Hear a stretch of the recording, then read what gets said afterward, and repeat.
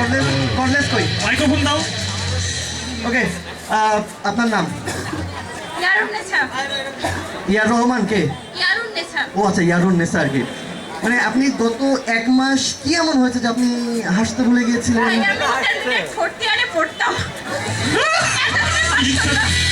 ও আচ্ছা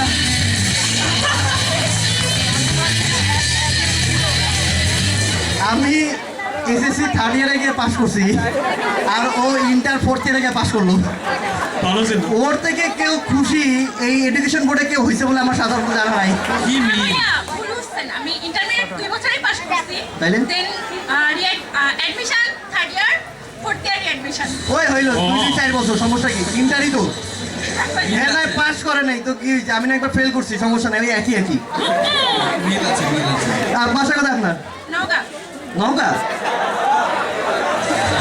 মানে নওগাঁ হলেই একটু গুঞ্জন ওঠে নওগাঁর মেয়ে অনেক সুন্দরী হয় আর ওই গাজা গুদামের আশেপাশে কি আপনার বাড়ি আমার বাড়ি নওগাঁতে গাজা গুদাম না একটা জায়গা আছে এইখানে জায়গাটা গাজা গোলা না না গাজা গুদাম নাকি ভাইয়া, ওটা তো সতীহাট ধরে সতী মেয়েদের অভাব আছে ওখানে